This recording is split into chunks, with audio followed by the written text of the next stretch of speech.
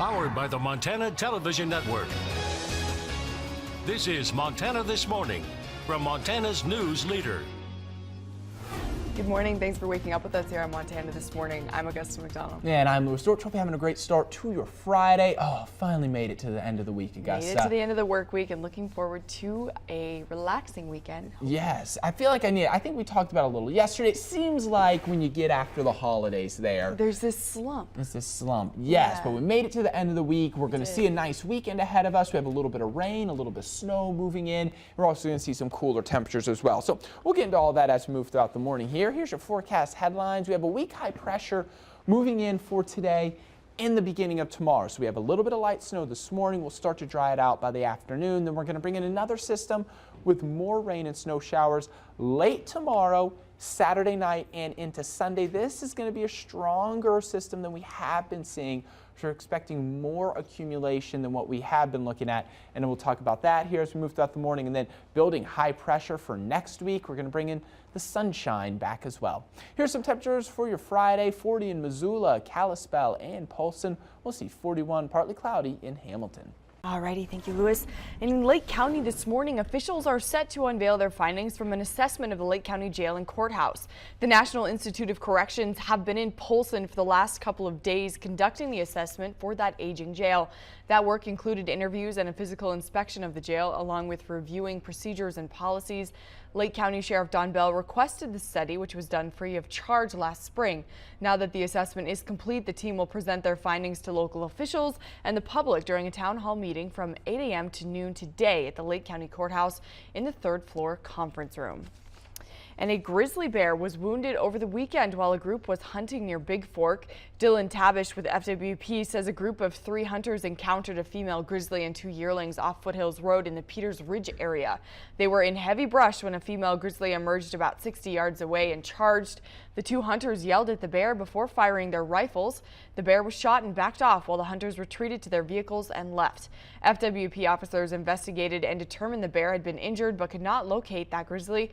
Tabish says the residents should be aware that the lack of snow and cold weather still has many bears searching for food. The weather conditions we've had have led to fewer bears going into their dens yet. They're still out and about and they're pretty active right now.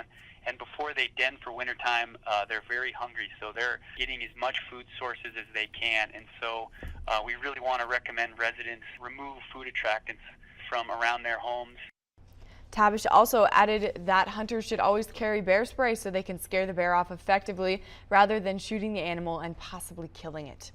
And on the Flathead, open burning season in the Flathead and northern Lake counties officially ended yesterday. The Montana DNRC would like to remind residents that no debris burning will be allowed from December 1st through February 28th due to air quality concerns over the winter months. Spring open burn season will start on March 1st. Officials remind us while burn season is closed over the winter, there are other ways that you can prepare for wildfire season, such as creating a wildfire action plan for your family. For more than 100 years, the iconic red kettles of the Salvation Army have helped raise money for families in need. And as MTN's Nicole Miller reports, that need is not just during the holiday season.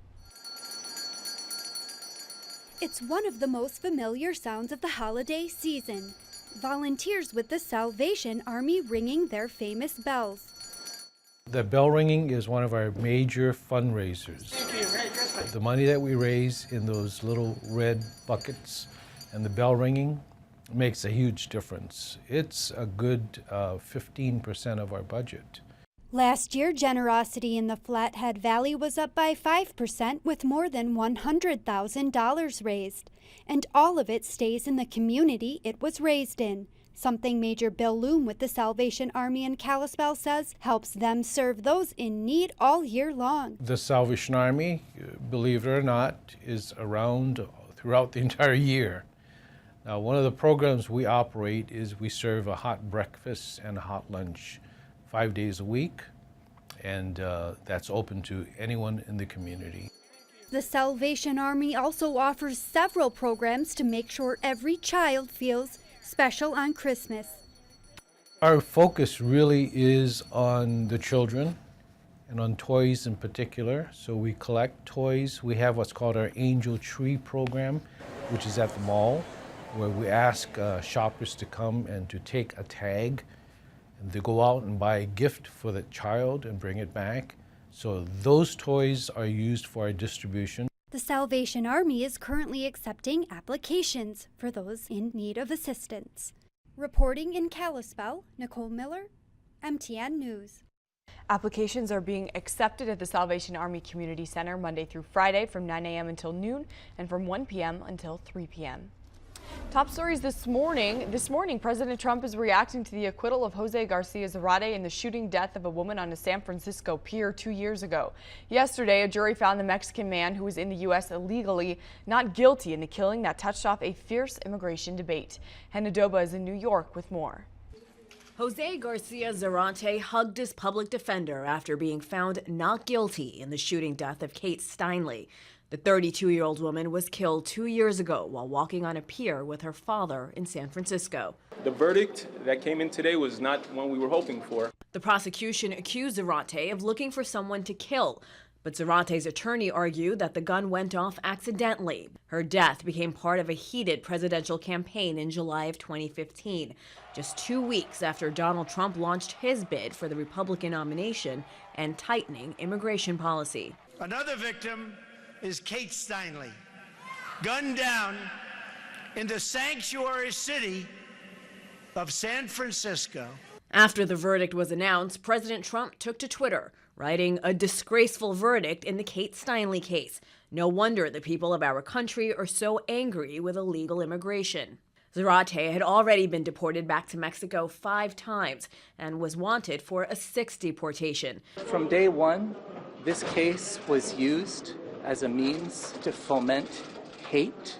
The jury was given the choice of finding Zarate guilty of first-degree murder, second-degree murder, or involuntary manslaughter. They found him not guilty on all 3 of those. They did find him guilty of the illegal possession of a firearm, a charge that could put him in prison for as much as 3 years. Hannah Doba, CBS News. Immigration and Customs Enforcement said it will work to take custody of Mr. Garcia Zarate and ultimately remove him from the country once he serves his local sentence. Senators are back on the Hill this morning, ironing out details on the GOP tax overhaul bill. New analysis shows the plan would add $1 trillion to the deficit over the next decade. Lawmakers are scrambling to find ways to satisfy the concerns of deficit hawks. Republicans can only afford to lose 2 votes to get that bill passed. First Lady Melania Trump did the honors, lighting the national Christmas tree in Washington. President Trump said he'd wanted all year to wish the country Merry Christmas.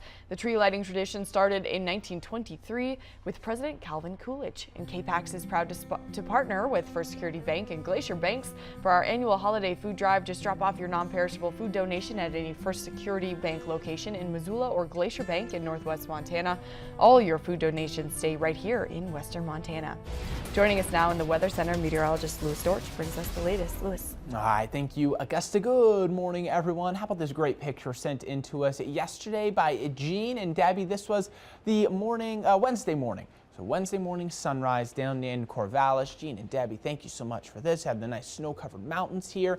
Now, what we are going to start to see as we get into, it looks like late Saturday night, early Sunday morning, we'll get some snow actually beginning to accumulate in the valleys here as we have a bigger system moving through, but we're not talking about it a lot. We'll get into this as we move throughout the morning here, but by Saturday night, Sunday morning, maybe only around 1, possibly 3 inches at most of accumulating snow in the valleys. Now, we do have some light snow moving through this morning. This is as a weak disturbance, a weak cold front rolled through. So we have some light snow. It looks like falling around Florence, Victor, down towards Hamilton. It moved through Lolo Pass a bit earlier, so we are seeing some snow-covered roads if you are traveling over Lolo Pass. Some light snow moved through the Seeley Lake area recently that is now continuing to slide off to the east. So here are our webcams out there. Here's Lolo Pass first. It's tough to see, but you can see, yeah, we do have a little bit of snow falling there. And then as we take a look at Lost Trail Pass, even though no snow right now, we are getting reports of some scattered snow and ice accumulation. So just take it easy, especially if you are traveling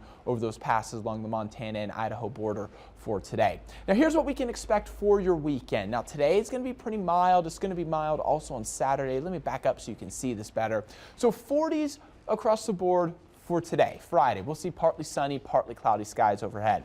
Now notice Saturday and then into Sunday, we're going to bring in more clouds. We're going to see a rain-snow mix begin Saturday afternoon for many areas, then turning all snow Saturday night and into Sunday morning, with temperatures dropping into the 30s on Sunday, even cooler on Monday as this system moves through, and we'll get a closer look at that here coming up in just a few minutes. Here's your 7-day forecast for Missoula. 40 today, we'll see 39 on Saturday, 36 on Sunday, and then there we go, lower 30s roll into the forecast as we move into the beginning part of next week.